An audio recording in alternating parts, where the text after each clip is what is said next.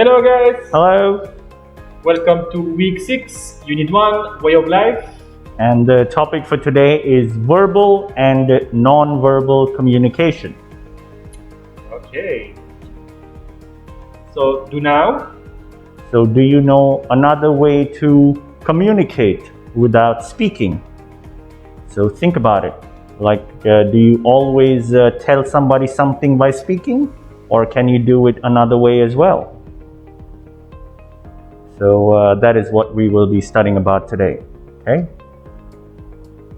So the purpose for today, we will learn about verbal and non-verbal communication to be able to analyze cultural change over time and preserve the fine culture together with searching for and collecting the terms related to other learning areas from learning sources and present them through speaking, writing, by using logic to explain and design solutions of problems in daily life.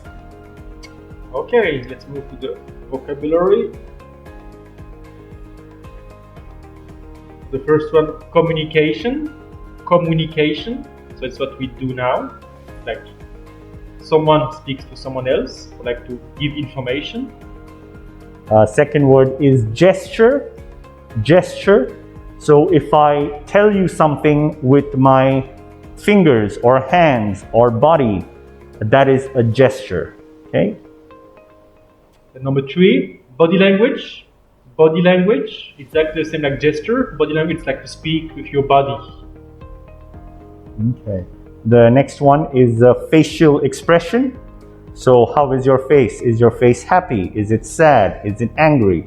Okay, all the emojis have facial expressions. Okay, the next one, mimic. So mimic is to copy someone. So if someone does something, you copy exactly the same. Next is verbal. So when you speak something, that is verbal. Okay. Okay, the next one, sign language. Sign language is in the past they used like the smoke to make languages to communicate with other villages. Yeah, and a lot of times, if you go to the stock market in the olden time, they used to communicate like this with sign language, 500, 1000. Okay. So all that is sign language. So here, two communication way. So the first one is verbal. So when we talk, when we speak, that is verbal communication.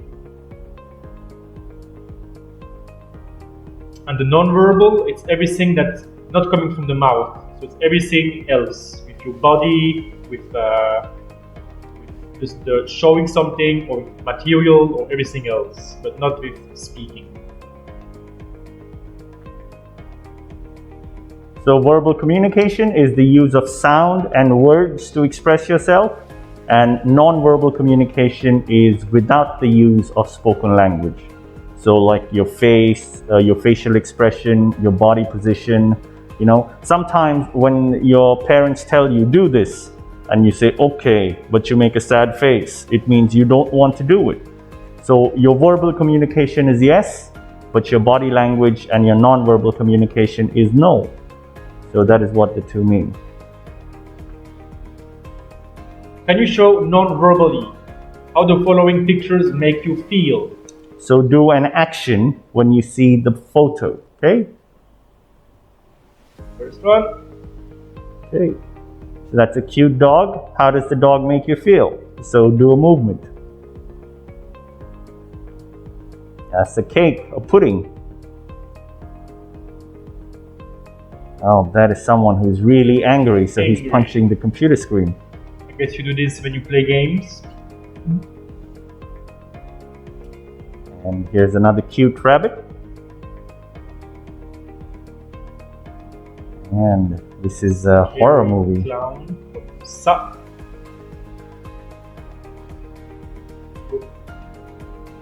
Hey, how does that make you feel? And finally, another cute little kitten. And that's animation.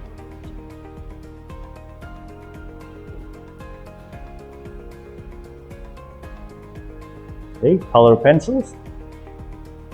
And finally, the picture of a ghost.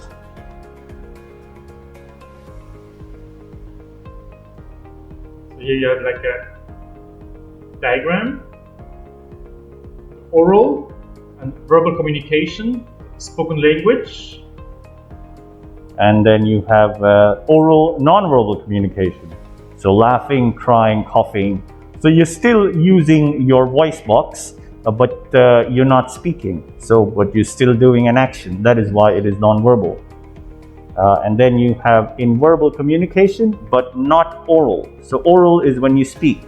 So you write, you sign, okay, sign language, written language, all that is verbal communication. And non-verbal, non-oral is when you make a sign with your body, okay?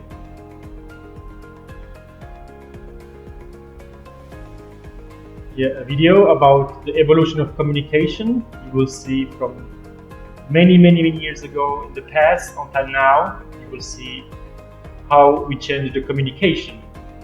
Enjoy the video, open your notebook and write everything down that you learned.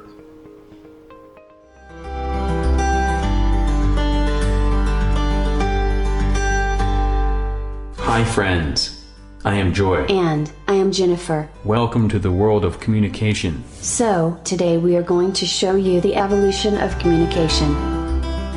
What differentiates us human from animals is the way we communicate with each other. Here we will show you a brief history of how communication system evolved. The whole journey of communication started with the caveman. The cavemen used to gather around fire to discuss their day-to-day activities. We can compare this to modern-day social networking sites such as Facebook. The one sudden day they decided to record their activities or knowledge. The cavemen then started to inscribing on the caves. We can compare this to modern-day blogging. The problem with this communication method was it was localized.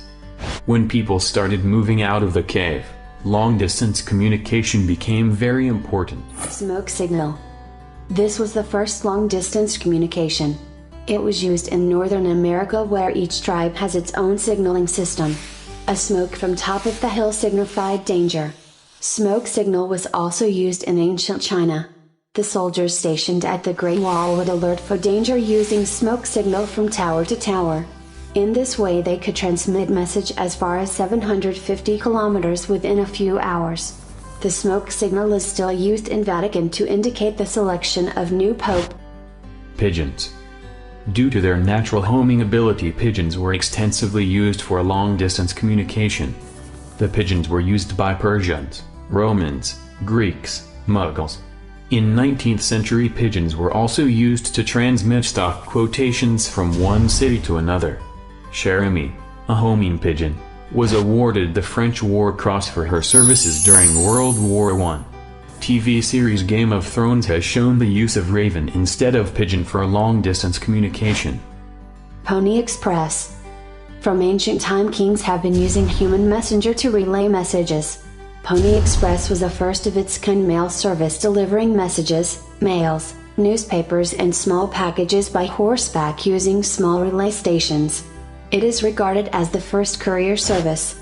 It was used in the mid-19th century to communicate between East Coast and West Coast of America.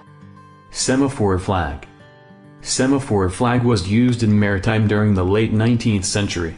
The word semaphore is derived from Greek word sema meaning sign, and pharo meaning bearer. It is the telegraphy system conveying information at a distance by means of visual signals with handheld flags, rods and disc. It is still used during underway replenishment at sea and is acceptable mode of communication for emergency. Telegraph. Telegraphy was the greatest breakthrough in the field of communication. Although the smoke signal and semaphore flags were different form of telegraphy, but the harnessing of electricity in the late 19th century gave birth to electric telegraphy. Morse code is still used globally as a mode of communication. Till a couple of decades ago, telegraphy was the most popular form of long-distance communication. The US discontinued the use of telegraph in 2006. India's BSNL-owned telegraph service ended in 2013. It was reportedly the world's last existing true electric commercial telegraph system. Radio. The term radio in Latin means beam of light. In 1864, James Clerk Maxwell showed mathematically that electromagnetic waves could propagate through free space. The effects of electromagnetic waves were observed before and after Maxwell, but no one could detect its presence. In 1886, Heinrich Hertz established the existence of electromagnetic waves.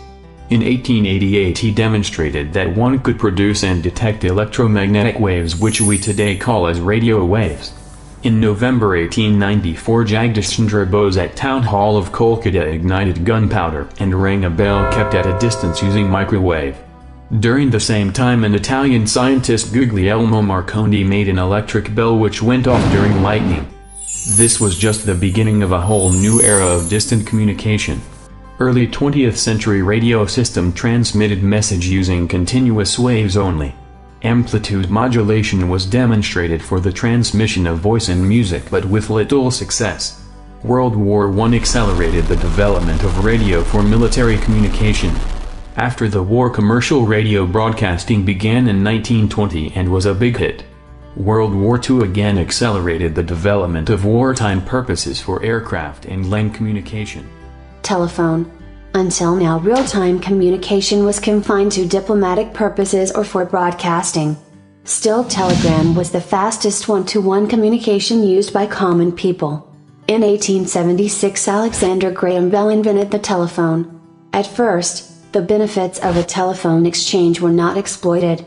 Instead, telephones were leased in pairs to a subscriber, who had to arrange for a telegraph contractor to construct a line between them, for example between a home and a shop.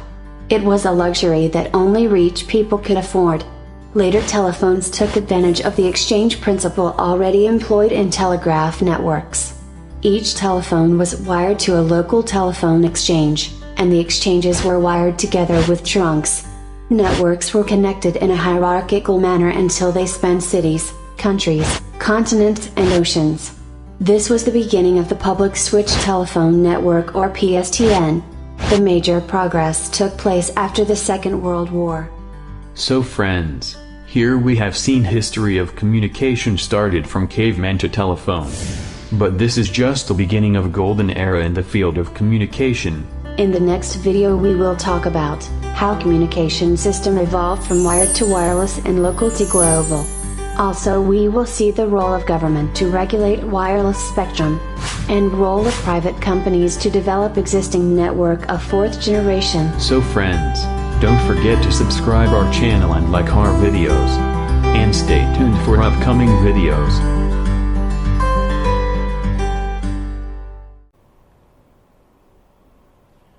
Okay, welcome back to the video.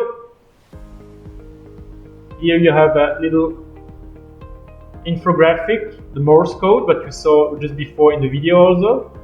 So that's how they communicate, and still now in the army they still communicate like this, and also in other countries they still do it this way. So this is actually non-verbal communication. So we want you to think, is this verbal communication or non-verbal communication? And is this oral communication or not oral communication? Okay?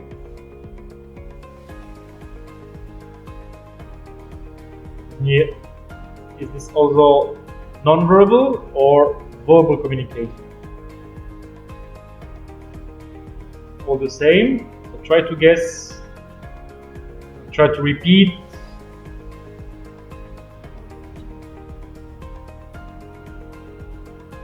So again, a lot of times when we're sitting in class and we hear you, we see you, we know you're not talking, but just based on your body language, we know, okay, maybe you're hungry, maybe you're tired, maybe you're happy, maybe you're excited.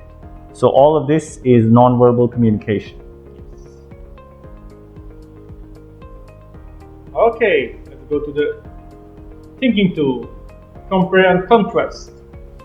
So what we want you to do is, by looking at the YouTube video that we showed you, write down the different forms of verbal communication that you saw, and write down the non-verbal communication, and tell us what is the difference between the two in full sentences, okay? Don't write one word, write a full sentence.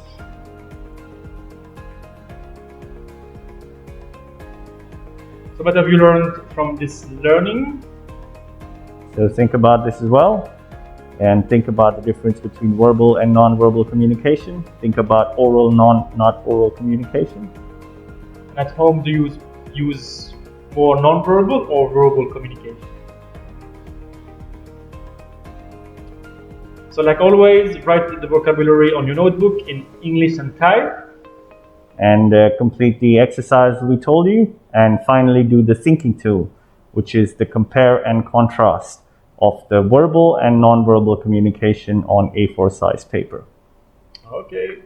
See you for the new week and enjoy the video. Yeah, take care. Bye.